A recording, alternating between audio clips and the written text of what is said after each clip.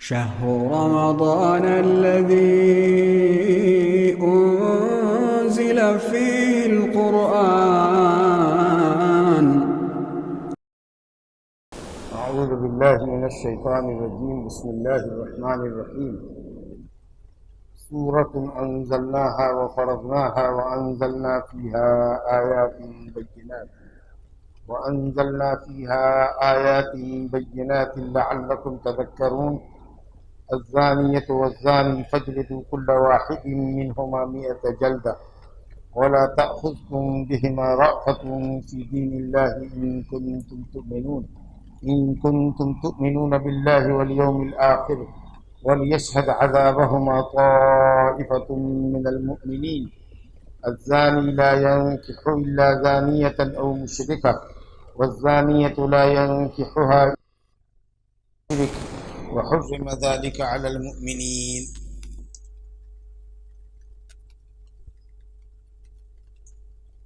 سورہ النور کی چند آیتیں آپ کے سامنے پڑھی گئی ہیں، بلکہ 2 ہی آیت. انشاءاللہ مزید اس کے بعد بھی اللہ نے چاہا تو 20 آیت کا درس لیں گے آج. یہ دیکھیے سورہ نور بڑی اہم سورہ ہے، اور اللہ رب العالمین نے سورت کے آغاز ہی میں کہا سورۃ، یعنی ہذہ سورۃ عظیمۃ. نکرہ یہاں پر تعظیم کے لیے، عظیم القدر سورت ہے جسے ہم نے نازل کیا ہے. وفرضناہا، اور اس کے احکام پر عمل کرنے کو ہم نے فرض کیا ہے. اس میں جو چیزیں ہم نے بیان کی ہیں، جو حدود ہیں، جو گواہیاں ہیں، جو احکام اور مسائل اس میں بیان کیے ہیں، ان پر عمل کرنا ہم نے فرض کیا. وفرضناہا، ایک قرأت ہے وفرضناہا، دونوں کا معنی ایک ہی ہے کہ ہم نے انہیں فرض کیا ہے یا ان پر عمل کرنے کو ہم نے فرض قرار دیا ہے. وَأَنزَلْنَا فِيهَا آيَاتٍ بَيِّنَاتٍ، اور اس میں ہم نے کھلی آیتیں ذکر کی ہیں جن کے اندر مسائل اور احکام اور حدود اور سزاؤں کا بیان موجود ہے. لَعَلَّكُمْ تَذَكَّرُونَ، تاکہ تم نصیحت حاصل کرو. یہ سورت کا مطلع ہے. سورت کی اہمیت کو بتانے کے لیے اللہ رب العالمین نے یہ ایک آیت بیان کی ہے جس سے اس سورت کی اہمیت سمجھ میں آئے. چنانچہ احکام کا ذکر شروع ہوتا ہے اس میں، اور پہلا حکم یہ ہے زنا کی سزا کا ذکر. وہ زنا جو انتہائی قبیح عمل ہے، بے حیائی کا عمل ہے، بری راہ ہے، اور جس کے مرتکب سے اللہ کے نبی نے ایمان کی نفی کی ہے. لا یزنی الزانی حین یزنی وہو مؤمن، جس وقت زناکار زناکاری کرتا ہوتا ہے اس وقت وہ مومن نہیں رہتا، یعنی کامل مومن نہیں ہوتا ہے.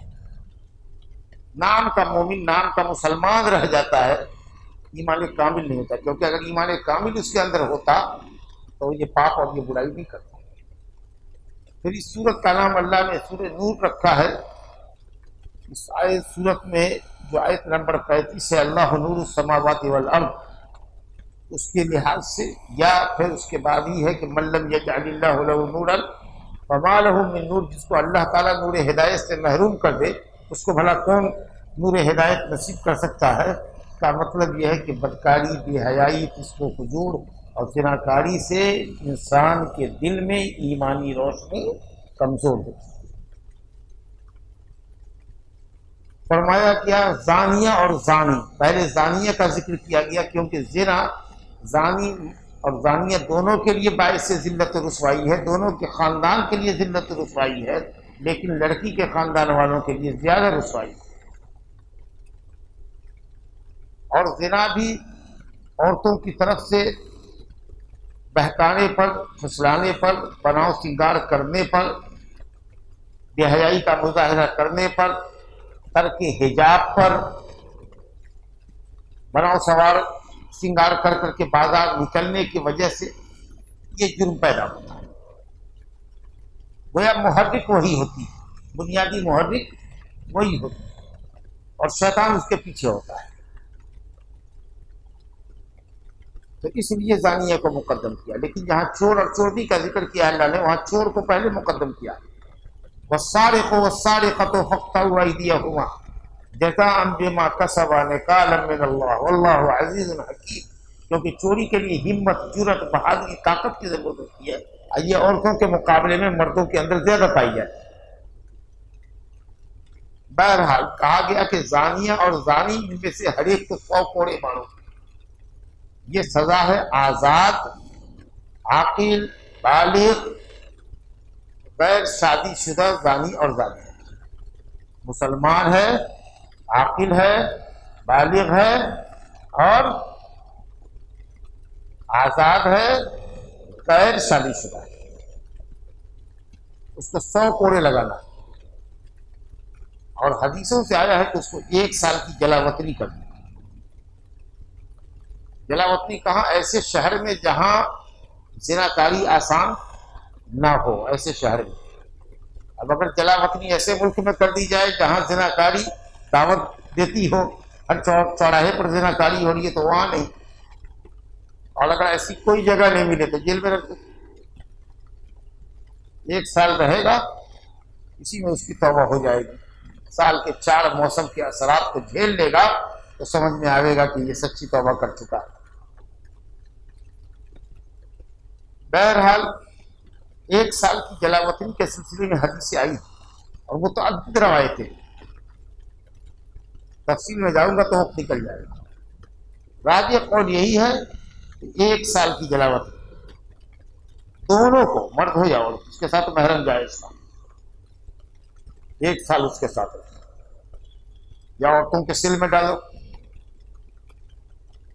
1 سال کی جلاوطنی یہ حدیث ہے. کچھ لوگ کہتے ہیں قرآن میں نہیں ہے. یہ تو قرآن میں نہیں ہے تو حدیث میں ہے.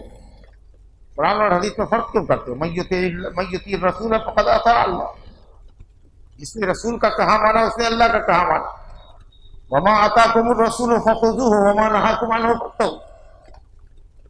رسول نے جو کچھ دیا ہے اس کو لو. تو رسول کا کہا ہوا بھی ایسا ہی ہے جیسے اللہ کا کہا ہوا. فرمود اے رسول، فرمود اے اللہ. سمجھا نا؟ تو حدیث میں آیا ہے البکر بالبکر جلد میاتی و تغریب عام. 1 سال کی جلاوطنی بھی اسی بخاری مسلم کی روایت میں ہے.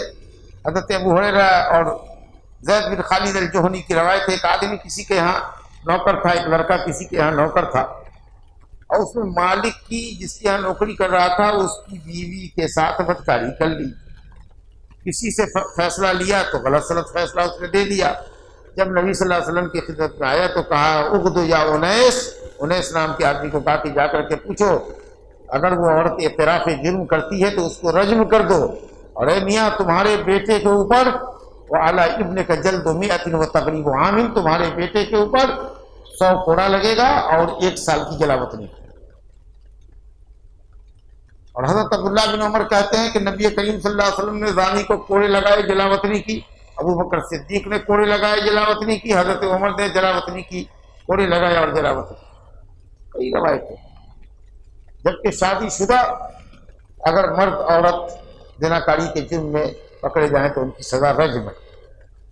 یا ان میں کا جو کنوارا ہو غیر شادی شدہ تو اس کو کوڑا لگے گا، 1 سال کی جلاوطنی ہوگی. اور جیسا دیکھا نا اس عورت کو رجم کرو کیونکہ وہ شادی شدہ ہے. وَلَا تَأْخُذْكُمْ بِهِمَا رَأْفَةٌ فِي دِينِ اللَّهِ. اور اسلامی حد کو نافذ کرنے میں تمہارے دل میں کوئی رقت، رحمت، رافت پیدا نہیں ہونی چاہیے. ارے بوڑھا آدمی ہے، غلطی ہو گئی، کیسے اس کو رجم کرتے بھائی؟ سمجھا جی؟ ارے بڑا غریب ہے، کمزور بچہ ہے، مر جائے گا، 15 سال کا لڑکا ہے، مر جائے گا. یہ تم کو ہمدردی کرنے کی ضرورت نہیں ہے. وہ اللہ جو انسان سے محبت اس کی ماں سے زیادہ کرتا ہے، جس کی ایک رحمت ہی دنیا میں جب سے دنیا قائم ہے جب تک رہے گی بٹ رہی ہے، اور جس نے اپنے پاس 99 رحمت رکھی ہے، وہ رب العالمین کہتا ہے خبردار دل میں رقت اور نرمی نہیں آنی چاہیے. سخت سزا دو اس کو جو سزا ہم نے مقرر کی ہے، تاکہ اس کے لیے اور اس جیسوں کے لیے وہ عبرت ہو. گناہ سے روکنے والا روکنے والی سزا ہو اور معاشرہ پاک ہو. اس لیے رحمت اور رافت یہاں کرنے کی ضرورت نہیں ہے. تم سے زیادہ رؤوف الرحیم اللہ ہے، اس میں یہ قانون اتارا. اللہ فرماتا ہے ان کنتم تؤمنون باللہ والیوم الاخر، اگر تم اللہ اور آخرت پر ایمان رکھتے ہو تب تمہارے لیے ضروری ہے کہ تم بلا کسی رحمت اور رافت کے، بغیر کسی نرمی کے، بغیر کسی کوتاہی کے اللہ کے اس قانون کو نافذ کرو جو تم پر فرض کیا گیا. جب معاملہ عدالت تک چلا گئے تو اس کو کوڑا لگے گا. وَلْيَشْهَدْ عَذَابَهُمَا طَائِفَةٌ مِّنَ الْمُؤْمِنِينَ، اور بند گھر میں اکیلے سزا جلاد اس کو نہ دے. جہاں سزا دے وہاں پر مسلمانوں کی ایک جماعت بھی ہونی چاہیے تاکہ عبرت اور موعظت اور دور دور تک خبریں جائیں کہ زانی کو سزا لگی، زانی سنسار کیا گیا، تاکہ معاشرہ پاک.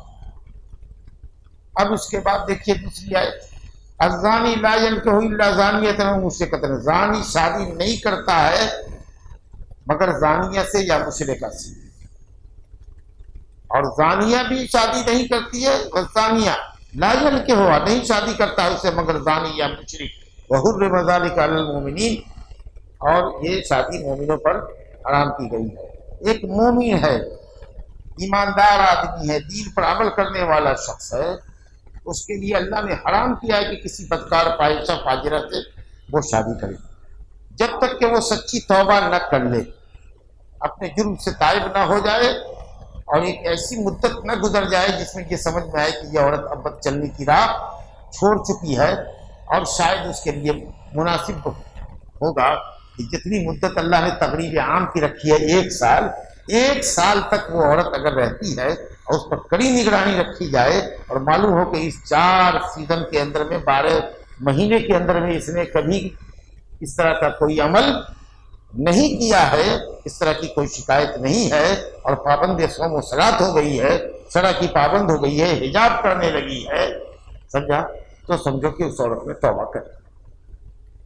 یا اگر کوئی زانی ہے، اسی طرح کا پیشہ ور زانی ہے جو ہمیشہ زناکاری اور بدکاری کرتا رہتا ہے، تو اس سے شادی کرنا کسی مسلمان کے لیے، اپنی بیٹی بہن کی شادی کرانا ایسے زانی سے، چاہے وہ کروڑوں پتی کیوں نہیں ہو، حرام.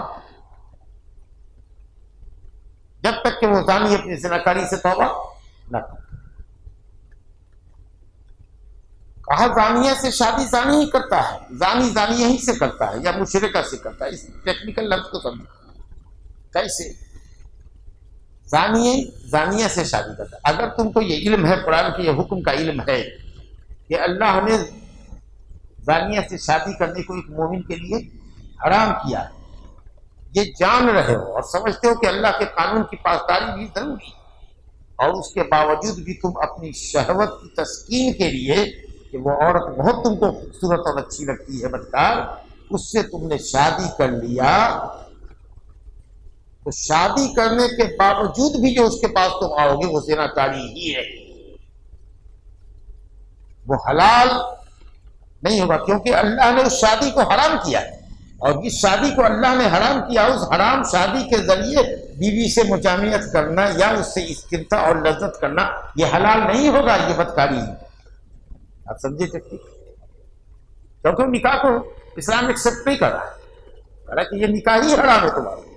تو جس حرام نکاح سے تم اس سے ملو گے وہ بیوی نہیں ہوگی اس والی، وہ بدکاری ہوگی. اور تم کو اگر نہیں، اس قانون کو ہم نہیں مانتے ہیں، ہم کریں گے ہی اس سے، تو اگر ایسا کرو گے تو مشرک ہو.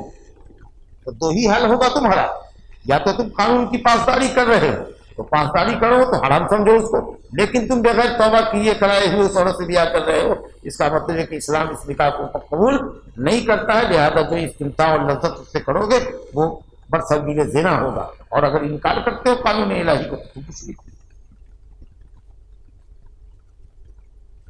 اسی طریقے سے زانیہ سے شادی نہیں کرتا ہے مگر جو پیشہ ور زناکار ہوگا یا جو قانون الہی کو نہیں مانے گا وہ مشرک ہوگا. وحرم ذلک علی المؤمنین. اچھا، یہ تو زنا کا حکم. زنا کا الزام اگر کسی پہ لگایا ہے، جس کو بہتان تراشی کا، اگر وہ بہتان تراشی آپ نے کسی عورت پر کی، اے زانیہ، یہ عورت زانیہ ہے، بدکار ہے، تو اگر یہ الزام آپ نے اس پر لگایا، یا کسی مسلمان آزاد کے اوپر آپ نے یہ الزام لگایا کہ تو بدکار ہے، تو زناکار ہے، تو اس دعوے کے لیے آپ کو دلیل لانی پڑے گی اس الزام کے اوپر۔ لیکن پھر کہا نا کہ یہاں پر محصنات کا ذکر کیا ہے، ایسی عورت جو آزاد ہو، پاک دامن عورت ہے، مگر یہ حکم آزاد پاک دامن مسلمان کے لیے بھی ہے، لیکن چونکہ عام طریقے سے لوگ عورتوں کے اوپر الزام لگاتے ہیں۔ پھر جیسا کہ میں نے ابھی شروع میں کلام میں کہا تھا کہ بدکاری اور بدکاری کا الزام یہ عورت کے لیے، اس کے خاندان کے لیے مرد کے مقابلے میں زیادہ گھناؤنی چیز ہے، اس لیے بطور خاص اللہ نے کہا تھا والمحصنات، جو عورت پاک دامن ہے، آزاد ہے، پاک دامن ہے، مسلمان عورت ہے، اس پر جو لوگ زنا کی تہمت لگاتے ہیں اور 4 گواہ نہیں لاتے بدکاری پر، گواہ بھی ایسا ہونا چاہیے جو کھلی آنکھ سے دیکھے کہ گندی شرمگاہ میں تھی، حرام شرمگاہ میں تھی، یعنی کھلی آنکھ سے دیکھے کہ شرمگاہ میں داخل تھی، یہ دیکھ رہے ہیں، ایسی گواہی دینی جی، بالکل کھلی ہوئی گواہی 4 مرد دے گا، عورت کی گواہی نہیں متوڑے، 4 مرد گواہ ہوں گے، ایسے گواہ اگر تم نہیں لاتے فجلدوہم 80 جلدہ، تو اتہام بازی کرنے والے کو، الزام لگانے والے کو 80 کوڑے لگاؤ، چاہے وہ سچا کیوں نہ ہو، اس نے اکیلے دیکھا ہے، بالکل مبینہ طور پر بدکاری دیکھی، لیکن وہ جھوٹا مانا جائے گا اگر جب تک 4 گواہ نہیں کرتے، اس لیے خاموش رہے، عورت سے مرد سے اکیلے میں تنہائی میں مل کے اس کو اللہ کے لیے نصیحت کرے، تقویٰ طہارت کی نصیحت کرے، لیکن جب تک 4 گواہ مکمل نہیں تھا، اگر ایک گواہ بھی پیچھے ہو رکھا اور اس نے یہ کہا کہ میں نے کھلی آنکھ سے شرمگاہ میں نہیں دیکھا ہے، تو تینوں کو 80 کوڑے لگے، اب وہ دونوں بڑی ذمہ ہو جائے، 4 چشمدید گواہ مذکر ہونے چاہیے، اگر نہیں لاتے ہیں تو ان کو 80 کوڑے لگاؤ اور ان کی گواہی ہرگز قبول نہ کرو، وَأُولَٰئِكَ هُمُ الْفَاسِقُونَ، اور وہ فاسق۔ اس کے بعد رب کو 3 سزائیں ہوئی، 80 کوڑے لگاؤ اور وہ ان کی گواہی کبھی بھی قبول نہ کرو، ابداً کی قید ہے، اور تیسری بات کہ وہ فاسق، إِلَّا الَّذِينَ تَابُوا، مگر جب کہ وہ اس کے بعد سزا پانے کے بعد توبہ کر لیں، إِلَّا الَّذِينَ تَابُوا، توبہ کر لیں، الا مگر، یہ استثناء کس سے ہے؟ اتفاق ہے کہ 80 کوڑا سزا لگے، وہ لاکھ وہاں چیختا رہے گا کہ نہیں میں اب غلطی کرتا ہوں، میں نے غلطی کیا، یہاں مقدمہ دائر کر کے، یا میں نے بدکاری کر الزام لگا کے مجھے معاف کر دیا جائے، تو اللہ تعالیٰ سے معافی مانگ رہا، توبہ وہ ادھر بات کرے گا کہ تم نے شریعت کی خلاف ورزی کی، لیکن یہاں تو عدالت میں معاملہ آ گیا، تم کو تو سزا لگنی لگی۔ اتفاق ہے امت کے علماء کا کہ کتنی بھی وہ توبہ کرے گا سزا معاف نہیں ہوگی، اور اسی طریقے سے اگر وہ توبہ سچی کرتا ہے الا الذین تابوا، تو فاسق نہیں رہ جائے گا، اس پر بھی اتفاق ہے، کیونکہ توبہ کرنے سے سارے گناہ سچی توبہ سے معاف ہو جاتے ہیں۔ یہ بیچ میں جو ایک چیز ہے کہ ان کی گواہی ہرگز قبول نہ کرو، حنفیہ کہتے ہیں کہ اللہ نے ابداً کی قید لگائی ہے، اس لیے قبول نہیں کریں گے۔ جمہور امت کے علماء کہتے ہیں کہ گواہی کی قبولیت یا گواہی کا رد کیا جانا، گواہی کی قبولیت یا عدم قبولیت موقوف ہے کس پر؟ آدمی کے عادل یا فاسق ہونے پر۔ اگر آدمی عادل ہے تو گواہی قبول ہوگی، آدمی فاسق ہے تو گواہی قبول نہیں ہوگی۔ جب آپ مان رہے ہیں کہ سچی توبہ کرنے سے وہ آدمی فاسق نہیں رہ گیا، تو اب اس کی گواہی قبول کرنے میں کیا حرج ہے؟ تو یہ ابداً کی قید کیا؟ جب تک توبہ سچی نہ کر لے تب تک اس کی گواہی نہ کرو، اور جب توبہ کر لے تو چونکہ اب وہ فاسق نہیں رہا، جو مانع ان قبول شہادہ ہے، جو گواہی کو قبول کرنے سے جو چیز مانع تھی، رکاوٹ تھی، جب وہ بات نہیں رہ گئی اور اب وہ فاسق نہیں رہا، تو پھر اس کی گواہی قبول کرنے میں کیا الحمدللہ۔ توبہ کر لیں اور اصلاح نفس کر لیں، اعمال کی اپنی اصلاح کر لیں، فإن اللہ غفور رحیم۔ اب اس حکم سے اللہ نے مستثنیٰ کیا ہے مردوں کو جو اپنی بیوی پر زناکاری کی تہمت لگاتے ہیں۔ اللہ، یہ بھی عجیب قصہ ہے، اور صحابہ میں کئی لوگوں کے ساتھ ایسا واقعہ ہوا. ایک بیچارے صحابی، بوڑھے صحابی ہلال بن امیہ تھے، ہلال بن امیہ جو غزوہ تبوک میں بھی چل سب پیچھے رہ گئے. مرارہ بن ربیعہ ہلال بن امیہ جی، اس نے اپنے بیوی کے ساتھ شریک بن سہمہ کو سمجھا. نبی صلی اللہ علیہ وسلم کے پاس کہا، آپ نے پسند نہیں کیا اس طرح کی بات کو کہ یا رسول اللہ میں نے اپنی بیوی کے ساتھ کسی شخص کو ایسے کرتے ہوئے کھلی آنکھ سے دیکھا ہے. آپ نے کہا نہیں، گواہی تو لانی پڑے گی، 4 گواہی تو لانی پڑے گی، اور نہیں تو سزا لگے گی تمہاری پیٹھ. اس نے کہا جس اللہ نے آپ کو نبی بنا کر بھیجا ہے حق کے ساتھ، میری پیٹھ کو کوڑے سے بچا لے گا. وہ بندہ چلا گیا آگے. اور اسی بیچ میں ایک اور صحابی ہے اویمر اجلانی، ان کی بیوی کا بھی یہی معاملہ تھا. وہ کسی اور کے ساتھ بدکاری کرتے ہوئے رہ گیا تو پکڑی گئی اور شوہر نہیں دیکھا. وہ بیچارہ اپنے سردار کے پاس ایک تھے عاصم بن عدی، ان کے پاس گئے. کہا کہ یار ایسا ہے کہ ایک شخص اگر اپنی بیوی کے ساتھ کسی غیر مرد کو مبینہ طور پر بدکاری کرتا ہوا دیکھے تو کیا کرے گا؟ اگر قتل کر دے گا تو آپ لوگ قتل کر دو گے، اور اگر چپ رہتا ہے اس کے اوپر تو زندگی بھر اپنے آپ سے لڑتا رہے گا، بے غیرتی کی زندگی جیتا رہے گا، اندر ہی اندر کڑتا رہے گا، مرتا رہے گا. کرے تو کیا کرے؟ جا کر کے آپ اس معاملے کو نبی صاحب سے پوچھو. جب گئے وہ عاصم بن عدی اور نبی صاحب سے سوال کیا تو نبی صاحب نے ناپسندیدگی کا اظہار کیا. اس کے بعد یہ چلے آئے. پوچھا اویمر نے کیا ہوا؟ تو کہا کہ سوال پسند نہیں کیا، یا تم اپنا معاملہ خود ہی دیکھو. اویمر پہنچ چکا، نہیں میں رک نہیں سکتا، میں جاؤں گا، ہر حال میں جانا ہے. گئے جب ان کو بتایا تو اس وقت تک آیت اتر گئی تھی. کہا کہ اللہ نے تمہارے متعلق اور تمہارے ساتھی کے متعلق، مجھے لگتا ہے کہ ہلال بن امیہ کی بیوی کا واقعہ جو ہے پہلے ہوا، اس کے بعد دستی اویمر اجلانی کی بیوی کا ہوا. تو کہا کہ آیت اتر گئی ہے، اور وہی آیت اتر گئی. سمجھا؟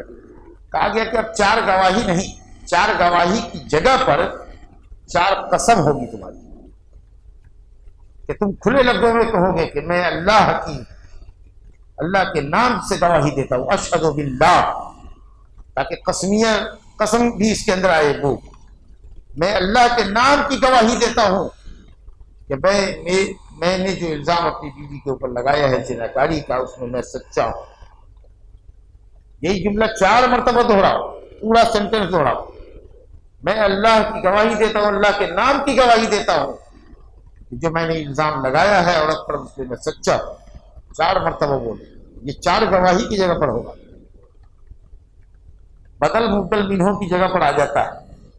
4 گواہی نہیں ہے، اللہ نے شوہر کو اس سے مستثنا کر دیا. اللہ کو، اور جانتے ہو یہ کیوں؟ بڑی بات ہے، کیونکہ دنیا کا کوئی مرد بھی جان بوجھ کر کے اپنی عورت کے اوپر غلط الزام نہیں لگا سکتا. کیونکہ اگر عورت پر الزام لگاتا ہے کہ وہ کسی غیر مرد کے ساتھ اس کے گھر میں اس کے بستر پر گندا کام کرتی ہے تو خود اس کے اپنے لیے بھی آڑ ہے. اس کے جو بچے ہیں 3 4 5 سب اب مشکوک سمجھے جائیں گے کہ اس کی عورت لگتا ہے کہ ایسے ہی عمل کرتی رہی ہوگی، کیونکہ یہ آج پہلی مرتبہ نہیں ہے. بدکاری لوگ چھپ چھڑا کے کرتے ہیں، لیکن لگتا ہے کہ یہ اب عادت اس کی پرانی ہے، اس لیے آج پکڑی گئی ہے. اس کے سارے بچوں کے نام و نسب کے اوپر سوال اٹھے گا. لوگ کہیں گے کیسا دیوس ہے یہ جو جس کی بیوی گھر میں رہ کر کے ایسا کرتی ہے. معمولی بات نہیں ہے، اس لیے دنیا کا کوئی آدمی اس کا اقدام نہیں کر سکتا. اس کا مطلب یہ ہے کہ وہ اگر الزام لگا رہا ہے تو بالکل متعقد ہے وہ اس معاملے کے اندر، اور اس لیے ایسی عورت کو اپنے پاس رکھنا نہیں چاہتا. نقطہ سمجھ رہے ہیں؟ اس لیے اللہ رب العالمین نے فرمایا کہ چونکہ یہ اقدام مرد اپنی بیوی کے خلاف نہیں کر سکتا اتہام بازی کا، اس لیے اللہ نے رحم کیا اور اس مسئلے کا سولوشن یہ نکالا کہ صاحب اس کو 4 گواہی دے. اچھا اگر عورت دیکھے کہ صاحب لیان کی قسم ہوگی، شرمندگی کا معاملہ ہوگا، مجھ کو طلاق دے دو، میں تمہارے پاس نہیں رہتی. نہیں، اب طلاق کا مسئلہ نہیں ہے. اب یہاں طلاق کا مسئلہ نہیں ہے، مسئلہ جائے گا عدالت میں، لیان ہوگی.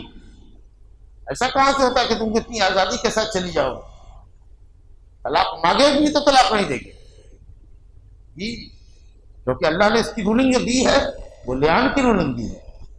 اگر ایسا معاملہ ہو تو جائے. بہرحال آپ نے وہ آیت سنائی اور مسجد کے اندر ہی بیان ہوا، سمجھا کہ نہیں. اور کہا گیا کہ 4 گواہی مرد تھے، والذین یرمون المحصنات ثم لم یاتوا باربعۃ شہداء. یہ تو ہو گیا. والذین یرمون ازواجهم، اپنی بیویوں پر زنا کی تہمت لگاتے ہیں، ولم یکن لهم شہداء الا انفسهم، صرف ان کی ذات گواہ ہے، اس کے علاوہ گواہ نہیں ہے. تو اللہ رب العالمین نے کہا فشہادۃ احدہم اربع شہادات، چونکہ الزام مرد لگا رہا ہے، مدعی مرد ہے، اس لیے پہلے اس کی گواہی ہوگی، پہلے عورت کی گواہی نہیں ہوگی. کیونکہ اللہ نے کہا وَيَدْرَوْا عَنْهَا الْعَذَابَ، وہ اپنے سے عذاب کو دور کرے، اپنا ڈیفینس کرے. تو ڈیفینس بعد میں ہوگا، اوفینس پہلے ہوتا ہے. تو آپ اوفینسو ہیں، آپ کا کردار ہے، تو آپ پہلے اپنی قسم گزاریں. اور قسم وہ کہے گا فشہادۃ احدہم اربع شہادات باللہ، کہے گا اشہد باللہ، میں اللہ کے نام سے یہ گواہی دیتا ہوں کہ جو میں نے الزام لگایا ہے اپنی بیوی پر اس میں میں سچا ہوں. انہ لمن الصادقین. اور 5ویں مرتبہ میں کہے گا کہ اگر میں جھوٹا ہوں تو اللہ کی لعنت ہو مجھ پر، کیونکہ عورت کو دور کرنے والا ہے وہ. اب اس قسم کے بعد عورت اس سے دور ہو جائے گی. تو اگر ہم جھوٹ بول رہے ہیں تو اللہ تو ہم کو اپنی رحمت سے دور کر دے. وہ میری زوجیت سے دور ہونے والی ہے. اگر میں جھوٹا الزام لگا رہا ہوں تو تو مجھ پر لعنت فرما، جانے مجھ کو بھی اپنی رحمت سے دور کر دے. لعنت کے معنی اطرد و ابعاد عن رحمت اللہ، اللہ کی رحمت سے دور. یہ 4 بات ہو گئی. اور 5ویں قسم ایسی ہوگی وَيَدْرَوْا عَنْهَا الْعَذَابَ، اور عورت اپنے آپ سے عذاب کو، مراد سزا کو. اور سزا کیا ہوگی؟ اگر اقرار کرتی ہے تو سزا رجم ہے. اگر اس عذاب کو اپنے سے دور کرتی ہے تو وہ بھی 4 مرتبہ اللہ کے نام سے گواہی دے گی کہ وہ مرد جھوٹا ہے الزام لگانے میں، بدکاری کا الزام لگانے میں. اب 5ویں مرتبہ میں بولے گی کہ اللہ کا غضب ہو اس عورت پر اگر وہ سچا ہے، میں جھوٹی ہوں. تو غضب اور بڑھ کے ہے، لعنت پلس غضب، لعنت پلس لعنت اور کچھ اور، لعنت سے بڑھ کے غضب ہوتا ہے. یہ عورت کے لیے ہے یہ بات. کیوں؟ اس لیے کہ مرد عام طریقے سے نہیں، بلکہ یہ کہا جائے کہ شاید 100% مرد بیوی پر الزام لگانے میں سچا ہوتا ہے، اور عورت جھوٹی ہوتی ہے، انکار کرتی ہے. اپنی عزت بچانے کے لیے، خاندان کی عزت بچانے کے لیے انکار کرتی ہے. ورنہ کون مرد ہوگا جو اپنے بال بچوں کو جھونک دے گا کہ صاحب اپنی عورت کے اوپر جھوٹا الزام لگا؟ آپ سمجھ رہے ہیں؟ اس لیے اللہ نے مرد کے لیے لعنت اور عورت کے لیے غضب کا استعمال کیا. اور ایک اور نقطے کی بات سمجھیے، اللہ نے یہود پر غضب نازل کیا ہے، غیر المغضوب علیہم ولا الضالین.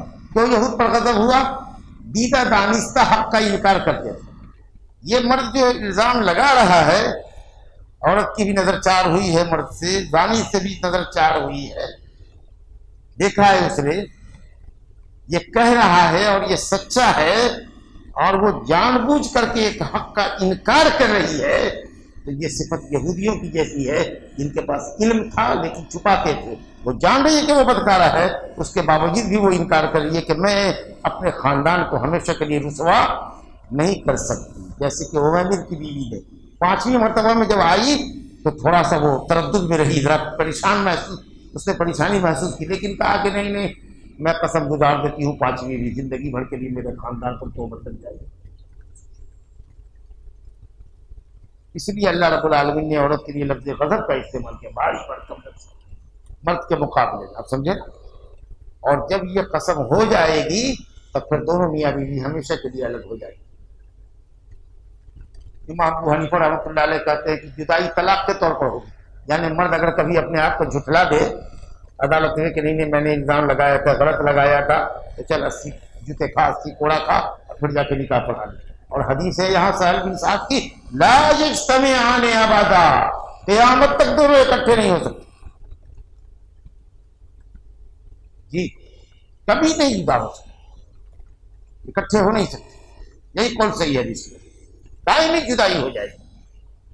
اب بیچارے عمیر کو نہیں معلوم تھا یہ معاملہ. اس نے کہا یا رسول اللہ، اس نے قسم کھائی، اس نے بھی ترکی بت کی قسم کھائی، جرم کا اعتراف، نہیں کیا. اب انہوں نے یہ سوچا کہ کہیں بیوی پھر ہمارے حوالے نہ کر دی جائے, تو کہا یا رسول اللہ اگر میں اس کو رکھوں گا تو میں ظالم ہوں گا, میں اس کو طلاق دیتا ہوں طلاق دیتا ہوں طلاق دیتا ہوں. اب اس کو بھی پکڑ لیا ان لوگوں نے جنہوں نے کہا کہ ایک مجلس کی 3 طلاق 3 ہو جاتی ہے. ارے بابا اس کو نہیں پتا تھا, طلاق وہاں پر غیر محل پہ واقع ہوئی. جیسے ہی لیان کی قسم مرد نے گزاری اور عورت نے گزاری, قیامت تک کے لیے دونوں جدا ہو گئے, وہ بیوی رہی ہی نہیں اس کی. تو اب طلاق کس کو دے رہا ہے؟ غیر بیوی کو دے رہا ہے. نہیں معلوم تھا, انہوں نے سمجھا کہ نہیں لگتا ہے کہ اب بیوی ہمارے حوالے کر دی جائے, کیونکہ اس نے جرم کا اعتراف نہیں کیا. تو سوچا کہ اب اس کو الگ کرنے کی صورت یہ ہے کہ ہم طلاق دیتے ہیں, حالانکہ وہ تو آلریڈی الگ ہے. وہ طلاق نہیں بھی دیتے تو کچھ مسئلہ نہیں تھا, اس لیے وہ 3 طلاق 3 نہیں ہوگی. آپ سمجھے کہ نہیں سمجھے؟ اس حدیث کو بھی بڑے کم طلاق سے پیش کرتے کہ دیکھو تو نبی صلی اللہ علیہ وسلم کے سامنے آدمی نے 3 طلاق دیا اور اس کی طلاق شمار ہوئی. کیا بیوی طلاق سے الگ ہوئی تھی کہ بیوی لیان سے الگ ہوتی ہے؟ بیوی تو لیان سے الگ ہوتی. سمجھ گئے نا آپ؟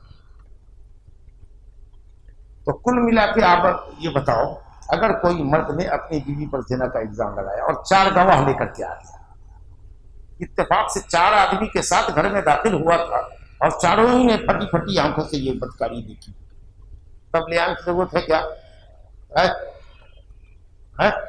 نہیں, بہت اچھی بات ہے. اچھا, مرد نے عورت پر الزام لگایا اور گواہی کوئی نہیں ہے سوائے اس کی اپنی ذات کی. عدالت میں لیان ہونا چاہیے تھا, لیکن عورت نے کہا نہیں میں اقرار کرتی ہوں, میں اقرار کرتی ہوں کہ میں نے جرم کیا. سزا پا جائے گی, عدالت سزا دے گی نا اقرار میں.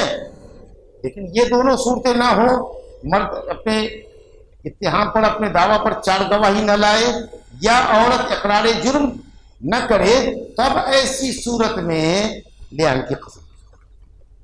سمجھ گئے آپ؟ ہو سکتا ہے کہ کوئی بیوی پر الزام نہ لگاوے, لیکن کہے کہ جو بچہ آیا ہے وہ میرا نہیں. نہیں سمجھا؟ ارے کئی کو میرا بچہ ہوتا ہے, میں 2 سال پر سعودی سے لوٹا ہوں, کویت سے لوٹا ہوں, یہ بیچ میں بچہ لے آئی ہے, 3 مہینے کا بچہ 4 مہینے کا. میں تو نہیں جانتا کہ اس نے بدکاری کی ہے کہ نہیں کی ہے, وہ تو میں نے نہیں دیکھا, لیکن میں اس بچے کے نام و نسب کا انکار کرتا ہوں. یا تو اقرار کرے عورت تو ناجائز بچہ ہے, اور اگر انکار کرتی ہے تو چلو پھر لیان کرو. تو لیان میں کیا بولے گا کہ میں اللہ تعالیٰ کے نام کی گواہی دیتا ہوں کہ یہ بچہ میرا نہیں ہے. یہ نہیں کہے گا کہ میں اس عورت پر زنا کا الزام لگاتا ہوں, کیونکہ بچے کے نام و نسب کا انکار کر رہا. یا تو وہ اقرار کرے گی یا پھر وہ بھی ترکی پترکی قسم گزارے گی جیسا کہ گزری کہ نہیں یہ بچے اسی کا بچہ ہے, یہ الزام لگانے میں جھوٹا ہے, اور اگر یہ سچا ہے میں جھوٹی ہوں تو اللہ کا غضب. تو وہ مرد نے گویا اس بچے کے نام و نسب کا اپنے سے انکار کر دیا, تو اب وہ بچہ بن جائے گا کس کا بچہ؟ ماں کا کہنا ہے. لیکن لیان کی قسم گزر جانے کے بعد کوئی بھی بچہ کوئی بھی آدمی اس بچے کو ناجائز بچہ نہیں کہہ سکتا ہے, کیونکہ اس کی ماں نے جرم کا اقرار نہیں کیا. آپ سمجھے نا؟ سمجھنے والے سمجھیں, لیکن بولیں گے نہیں. آپ اگر بولیں گے تو پھر یہ الزام ہوگا اور پھر اس کی کوڑے کی سزا آپ کو لگے گی. اسی شریک بن سامار سے جو الزام لگا جس خاتون کا, اور عویمر اجلانی نے جو اپنی بیوی کے ساتھ کسی مرد کو انٹرنگل کیا, جانتے ہیں نبی صلی اللہ علیہ وسلم نے فرمایا کہ اگر یہ بچہ,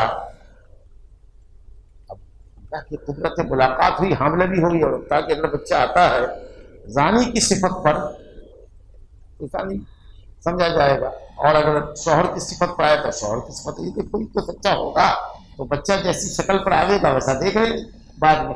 بالکل دونوں کی بیویوں کا جو بچہ آیا وہ زانی کی بالکل ہو بہو شکل پر, یعنی دونوں صحابی اپنی بیوی کے اوپر الزام لگانے میں سچے تھے.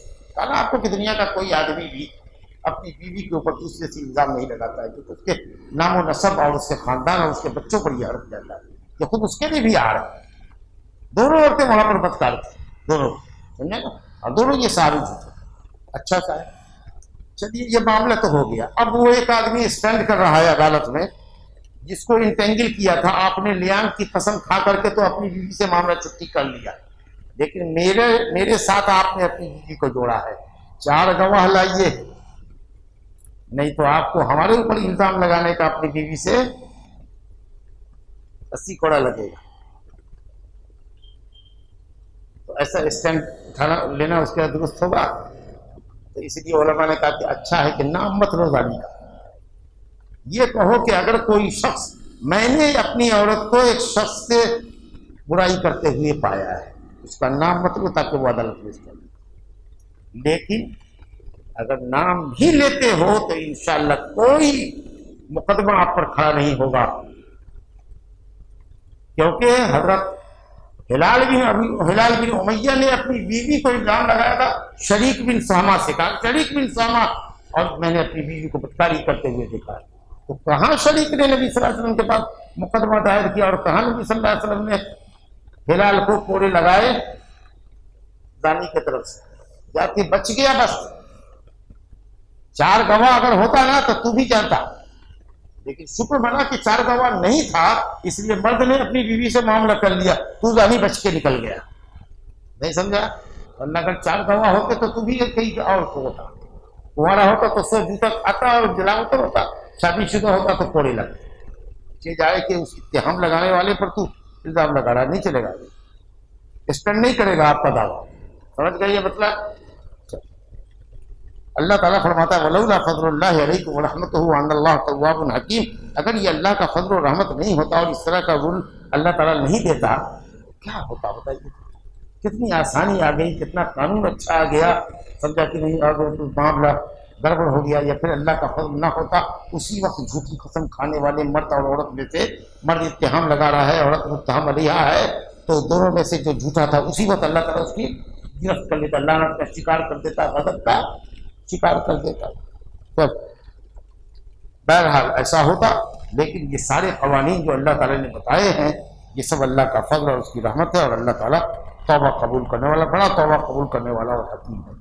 اس کے بعد جو آیات ہیں صاحب 11 سے لے کر کے 20 آیت تک میں اللہ رب العالمین نے ایک بڑے سنگین واقعے کا ذکر فرمایا ہے، جو انتہائی گھناؤنا اپنی نوعیت کا واقعہ ہے.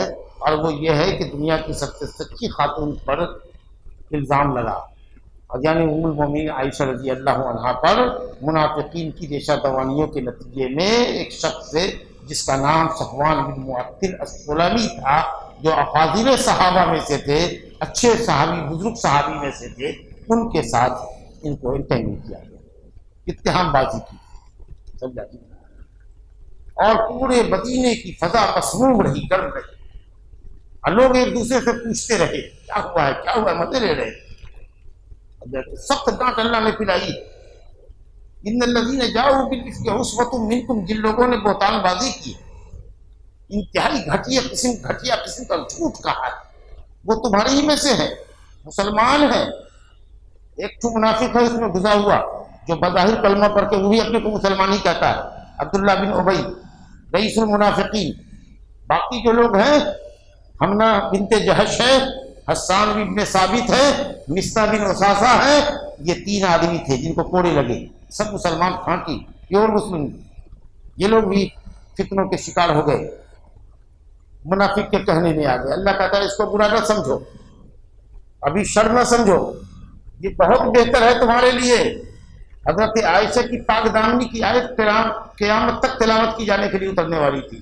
اللہ رب العالمین نے فرمایا عائشہ کی عظمت شان، ان کی پاک دامنی، ان کے ساتھ ساتھ ازواج مطہرات کی پاک دامنی، نبی کریم صلی اللہ علیہ وسلم کی عزت و رفعت، ان کے بستر کی نزاہت و پاکیزگی، یہ سب اس واقعے کے اندر تھی.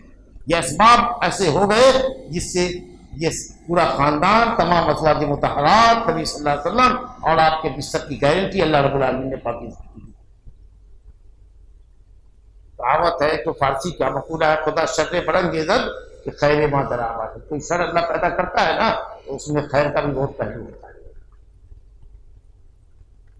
باقی رہا کہ جس نے جو رول ادا کیا ہے اس بہتان کراچی میں، اس کو اس کے حساب سے گناہ ملے گا. لیکن سب سے بڑا جو اس میں رنگ لیڈر ہے، جس نے بڑا کردار ادا کیا ہے، اس کے لیے تو دردناک عذاب، وہ ہے عبداللہ بن ابی. اور مسلمانوں کو ڈانٹ اللہ نے پلائی ہے کہ جب یہ بات سننے میں آئی تو تم لوگوں نے کیوں نہیں عائشہ، صفوان بن معطل، ابو بکر، محمد رسول اللہ صلی اللہ علیہ وسلم ایسی عظیم ہستیوں کے مدد تم نے اچھا گمان کیوں نہیں کیا؟ تم سب مومن تھے، مومن سب ایک ہی ہوتے ہیں۔ نبی صلی اللہ علیہ وسلم پوری فیملی جو چینجنگ ہو رہی ہے، اس میں انوالو کی جا رہی ہے، ان کو اللہ نے کہا بِأَنفُسِهِمْ، تم نے اپنے متعلق کیوں نہیں گمان کیا؟ وہ سب تمہارے ہی تو تھے۔ یا یہ کہہ لو کہ اگر یہ خبر تمہارے متعلق اگر اڑائی جاتی تو تم کیا سوچتی؟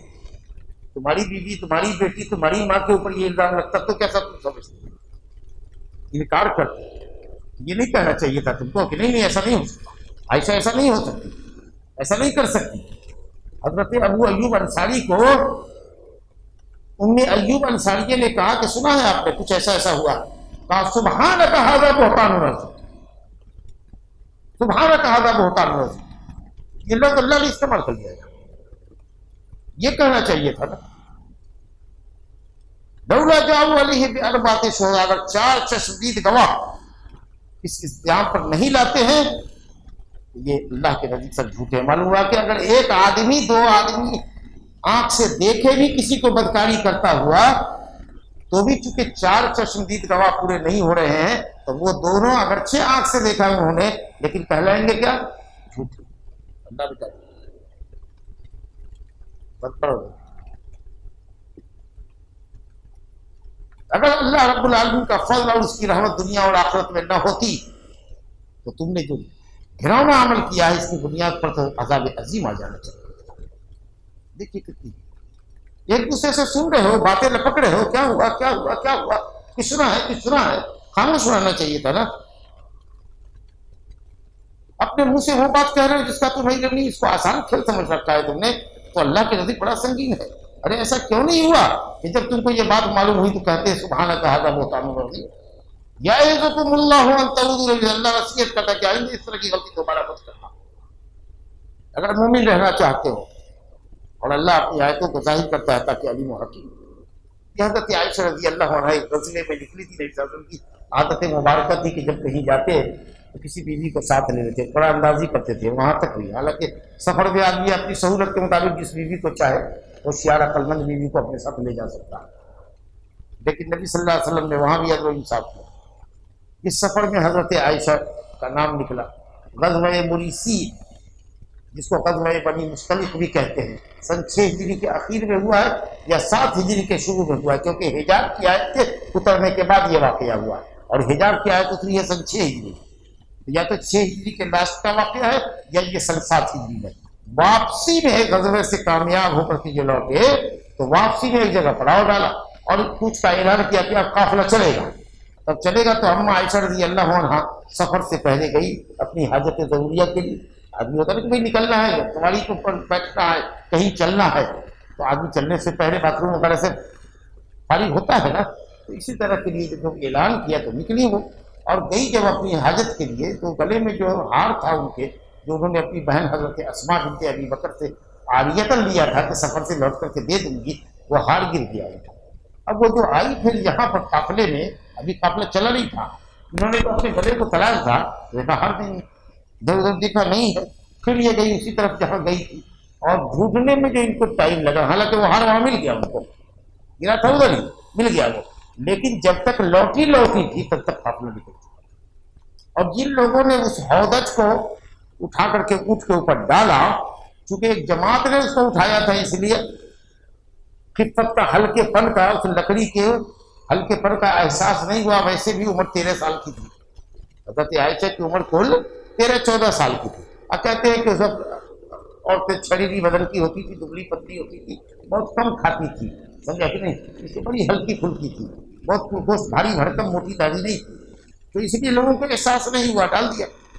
اب اتنی ذہین اور اتنی ہمت والی تھی کہ جب وہاں سے آئی اور دیکھا کہ قافلہ چلا گیا ہے، نہ کوئی ندا ہے، نہ کوئی ندا کو آواز کو سننے والا کوئی ہے، تو وہی بڑی ہمت کے ساتھ وہیں بیٹھ گئی، یہ کہہ کر کہ آگے چل کر کے معلوم ہوگا کہ میں اس میں نہیں ہوں تو بھیجیں گے، مجھ کو تلاشیں گے، تو مجھے یہیں پر رہنا چاہیے جہاں سے قافلہ بچھڑا ہے میرا۔ ہوشیار تھی۔ اب بیٹھے بیٹھے بیٹھے بیٹھے رات کا آخر حصہ تھا، نیند لگی، چاندنی رات تھی، بیچارے صفوان بن معطل سلمی بہت سوتے تھے، اس لیے وہ قافلے سے ہٹ کر کے، بھیڑ بھاڑ سے ہٹ کر کے ایک دم اکیلے میں سوتے تھے، خوب گہری نیند سوتے تھے۔ وہ جب اٹھے کچھ دیر کے بعد اور ان کو بھی احساس ہوا، پہاڑی کے اس طرف سے جب آئے ہیں اپنے اونٹ کے ساتھ تو دیکھا کہ قافلہ جا چکا ہے، لیکن دور سے دیکھا کہ کوئی ایک آدمی ہے جو لیٹا پڑا ہے۔ قریب جب آئے تو چاندنی رات تھی، دیکھ کر کے پہچان گئے کہ تو عائشہ ہے۔ حضرت عائشہ کہتی ہے کہ چونکہ انہوں نے مجھ کو حجاب کی آیت کے اترنے سے پہلے دیکھ رکھا تھا، اس سے پہچاننے میں ان کو دیر نہ لگی، اور جب وہ مجھ سے قریب ہوئے تو صرف انا للہ و انا الیہ انا للہ و انا الیہ راجعون انا للہ و انا الیہ راجعون، یہاں تک کہ میں بھی اٹھ گئی اور پھر چادر سے میں نے اپنے آپ کو ڈھکا، پردہ کیا۔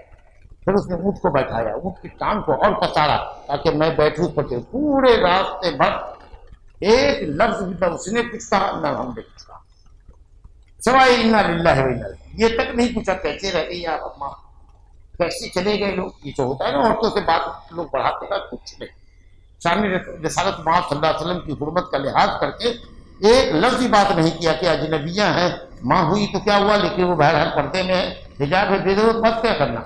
اور بیٹھا کر کے لے کے آئے اور پھر رات کے حصے میں چلے، یہاں تک کہ ظہر کے وقت پہ پہنچے، اور وہاں مدینہ کے قریب قافلہ پڑاؤ ڈالے ہوا تھا۔ اب جو دیکھا منافقین نے اس منظر کو کہ ایک آدمی اونٹنی کی لگام پکڑے ہوا ہے اور اوپر حضرت عائشہ ہیں، سمجھا کہ نہیں، تو اب کانا پھسکی شروع ہوگی اور اس کے اندر رنگ بھرنا، خاکے میں رنگ بھرنا اس منافق نے شروع کر دیا۔ ارے ایک عورت پیچھے رہ جاتی ہے، ایک آدمی پیچھے رہ جاتا ہے، کیا مطلب ہے اس کا؟ یہ منافقین ہوتے بڑے ہوشیار ہیں۔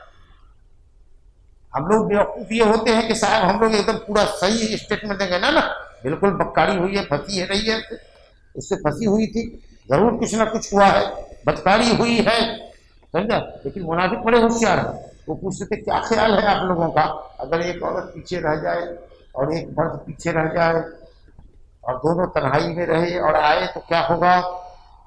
آپ ہی بولیے گا۔ نہیں ضرور گڑبڑ ہے، نہیں سمجھا۔ وہ خالی لوگوں کو جمع کر کے شیرہ لگا رہا ہے، سمجھے، اس کے اوپر مکھی گرے گی، اس کے بعد چھپکلی آئے گی، اس کے بعد بلی آئے گی، سب لڑ کر کے حلوائی کی مٹھائی کی دکان میں گرے گا، دکان کی مٹھائی پر، نہیں سمجھا۔ بڑے ہوشیار ہوتے ہیں منافق، کھل کے تو بات نہیں کریں گے، لیکن اس لیے نبی صلی اللہ علیہ وسلم نے عبداللہ بن ابی کو کوڑے نہیں لگائے، کیونکہ وہ سرحد کے ساتھ اتہام بازی کرنے والا نہیں تھا، لیکن آگ سلگایا ہوا اسی کا۔ یا یہ کہہ لیجیے کہ چونکہ وہ قبیلے کا سردار تھا مردود ملعون، اگر اس کو سزا ہوتی تو پورا اس کا قافلہ، اس کا قبیلہ بھڑک جاتا، اس لیے ان تینوں کو لگی سزا اور وہاں بچ گئی۔ بہرحال جب آئے مدینے میں خوب گرم ہوا ہو گئی، حضرت عائشہ بیمار پڑ گئی، قصہ ہوتا ہے کہ بیمار پڑ گئی، سمجھا کہ نہیں، اور ان کو کچھ خبر نہیں کہ باہر کی دنیا میں کیا ہوا، اور 1 مہینہ تک تقریباً یا اس سے بھی زیادہ مدت تک وہی کا سلسلہ بھی بند ہو گیا۔ اب عجیب صورتحال تھی۔ اب یہ کہتی تھی کہ مجھے کچھ پتہ ہی نہیں تھا، لیکن نبی صلی اللہ علیہ وسلم کی حالت بدلی سی تھی، پہلے آ کے بہت خیریت سے تھے، بیمار رہتے تھے، بڑی اچھی تیمارداری کرتے تھے، لیکن اب کی کچھ نہیں کہ کیفیت ٹھیکوں، کیسی ہو تم، اتنا کہتے تھے اور گھر سے نکل جاتے تھے۔ بدلا سا معاملہ تھا ان کا، میں سمجھ نہیں پا رہی تھی۔ ایک دن ایسا ہوا کہ وہی جو مصطح بن اساسہ جو حضرت ابو بکر کا خلیرہ بھائی تھا، جو اس میں رنگ بھرنے والوں میں سے بھی تھا، اس کی ماں میرے پاس آئی اور کہا کہ چلو قضائے حاجت کے لیے۔ جب میں قضائے حاجت کے لیے اس زمانے میں گھر میں لیٹرین بنی نہیں تھی، گھر سے قریب، تو میدان کھلی جگہ میں ہم لوگوں کو نکلنا پڑتا تھا رات کا رات۔ تو جب گئے تو واپسی میں وہ چادر میں پھنس کر کے گر گئی، تو اس نے کہا کہ بربادی ہو، خرابی ہو مصطح کی، اپنے بیٹے کو کر رہی۔ تو میں نے کہا تو کیسی ماں ہے، مصطح کو بد دعا کر رہی ہے، ایسا مصطح؟ کہا ارے تم کو نہیں معلوم ہے کچھ بات، مصطح نے کیا گل کھلایا ہے؟ نہیں تو کہا وہ تم کو ایسے ایسے کہتا ہے، فلانے آدمی سے لگاتا ہے الزام کا۔ انا للہ، او ہو، اب سمجھ میں آیا، اسی نبی صلی اللہ علیہ وسلم کا تیور بدلا سا رہتا ہے۔ لا حول ولا قوت الا باللہ۔ وہ آئی وہاں سے، اور نبی صلی اللہ علیہ وسلم جب آئے تو کہا کہ آپ مجھے اجازت دیتے کہ میں اپنے میکے چلے جاؤں ماں باپ کے یہاں تاکہ معاملے کی تصدیق کریں۔ آپ نے کہا کہ ہاں جاؤ۔ جب وہ گئی معلوم ہوا، ماں نے کہا کہ بیٹی تیری جیسی عورت پر یہ الزام لگیتا ہے، لگ ہی سکتا ہے، چہیتی ہے نبی کی، پیاری ہے نبی کی، سمجھا کہ نہیں، جوان ہے، خوبصورت ہے، منافقین نے اس موقع کا فائدہ اٹھایا ہے۔ تیری جیسی جو عورت اپنے مرد کو پیاری ہوتی ہے نا، اس کی حسد حاسدین بہت پیدا ہو جاتی ہے، ریلیکس کر بیٹی، کوئی بات نہیں۔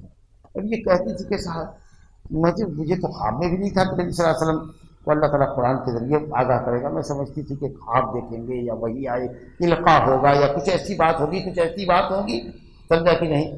اچھا دیکھیے کتنی عقل مند ہے۔ بیچ میں ایک بات بتا دیں آپ کو، بخاری مسلم کے حوالے سے یہ واقعہ بیان کر رہا ہوں کہ صاحب ایک دفعہ آئے نبی صلی اللہ علیہ وسلم میرے میکے میں اور کہا کہ عائشہ ایسا ہے کہ اگر غلطی کر دیا انسان ہو تو غلطی کا اعتراف کر لو تو کرا دے۔ کہا کہ اس وقت جو حالت ہے بہت عقل ہوتی دیر تو سوچنے کے بعد انہوں نے کہا کہ صاحب اس وقت سارے لوگ سمجھ رہے ہیں کہ میں غلط ہوں، تو اگر میں کہوں کہ میں نے غلطی نہیں کی ہے تو کوئی نہیں مانے گا، اور اگر میں کہوں کہ ہاں میں نے غلطی کی ہے تو رب العالمین جانتا ہے کہ میں نے کوئی غلطی نہیں کی ہے۔ میری اور آپ کی اور لوگوں کی مثال ہے حضرت یعقوب کی اور ان کے بیٹوں کی۔ فصبر جمیل واللہ المستعان علی ما تصفون، صبر جمیل اختیار کرتی۔ نبی کریم صلی اللہ علیہ وسلم پر وحی اتر گئی اور سارا معاملہ آپ نے دیکھ لیا، ڈانٹ ٹپٹ ان لوگوں کو کی گئی، جھوٹوں کی نقاب کشائی کی گئی۔ اس کے بعد نبی صلی اللہ علیہ وسلم کا عائشہ خوش ہو جاؤ، حضرت عائشہ نے کہا کہ یہ بشارت آپ کی طرف سے کہ رب تعالیٰ کی طرف سے، جی رب تعالیٰ کی طرف سے۔ ماں نے کہا کہ نبی صلی اللہ علیہ وسلم کا شکریہ ادا کرو، کہا کہ نہیں ان کا نہیں، اللہ کا شکریہ ادا کرتے۔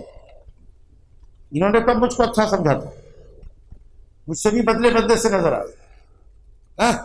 اور اس درمیان میں نبی صلی اللہ علیہ وسلم نے کئی لوگوں سے گواہیاں لی، کئی لوگوں سے پوچھا، حتیٰ کہ بریرہ سے پوچھا عائشہ کے بارے میں کیا سوچتی ہو، اسامہ سے پوچھا، حضرت علی سے پوچھا تو حضرت علی نے کہا کہ اور دوسری عورتیں ہیں ان سے آپ شادی کر سکتے ہیں۔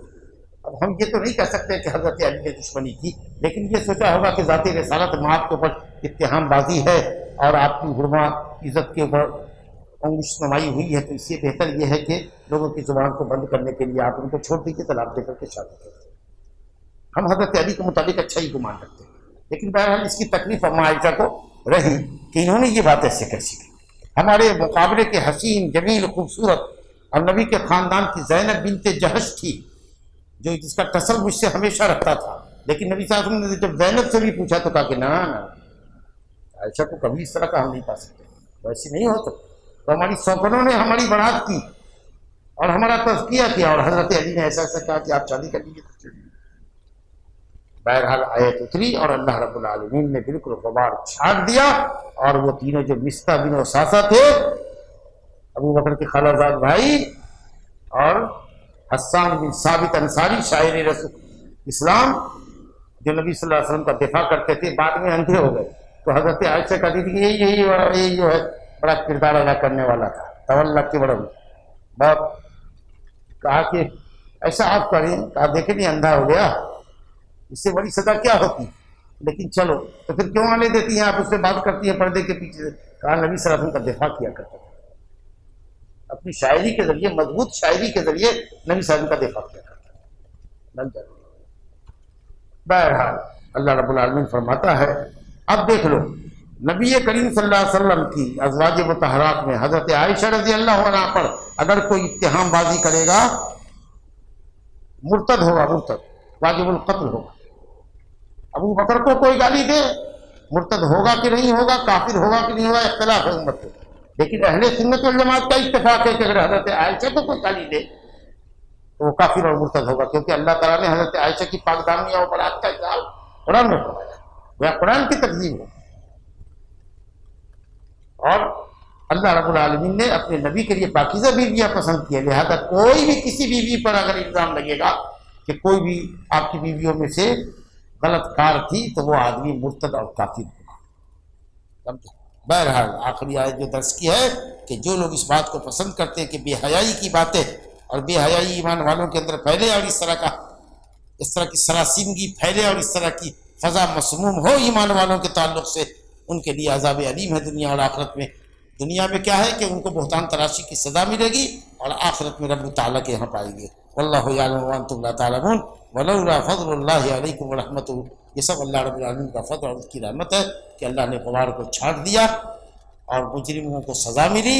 عائشہ رضی اللہ عنہ ہمیشہ کے لیے صدیقہ بن کے ابھری، اور نبی کریم صلی اللہ علیہ وسلم کے ازواج مطہرات کی پاک دامنی بھی قیامت تک کے لیے ثابت ہوئی۔ اب یہ منقوص القلب، جن کے دل اور جن کی کھوپڑی الٹی ہوئی ہے شیعہ، آج بھی حضرت عائشہ رضی اللہ عنہ پر اتہام بازی کرتے ہیں، اور یہ قرآن مجید کی آیتیں ان کی پاک دامنی میں تلاوت کی جا رہی ہے۔ اس کے باوجود بھی دیکھیے کہ کتنے یہ بدماش اور کتنے شرری ہیں، اور کس قدر ان کا دل اللہ نے الٹ دیا ہے، اور ایمان کی روشنی سے اللہ نے کیسے ان کو معلوم کیا ہوا۔ اللہ ان کے شر سے نپٹے۔ وان اللہ رؤوف رحیم، بے شک اللہ تعالیٰ انتہائی رؤوف ہے اور رحیم ہے۔